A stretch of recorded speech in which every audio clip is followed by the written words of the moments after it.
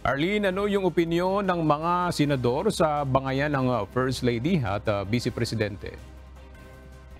Aga, para nga kay Senator Cynthia Villar, kung siya ang tatanungin, hindi na dapat magbangayan sina First Lady Liza Araneta Marcos at Vice President Sara Duterte. Kaugnay ito ng gusot sa pagitan ng unang ginang at vice-presidente matapos isiwalat ni First Lady Marcos sa isang panayam ang kanyang sama ng loob kay VP Sara dahil sa naging reaksyon nito sa pahayag ng kanyang ama na si dating Pangulong Rodrigo Duterte laban kay Pangulong Ferdinand Marcos Jr.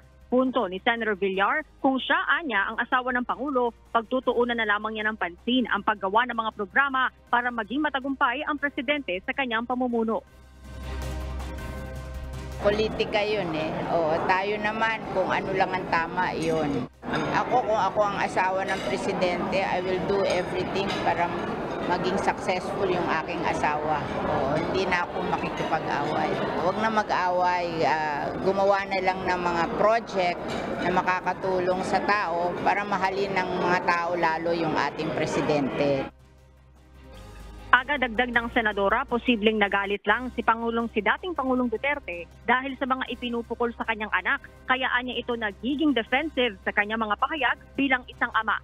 Samantala sa Senator Francis Cheese Escudero, sinabing nakikisimpatya siya sa sitwasyon ngayon ng Pangulo.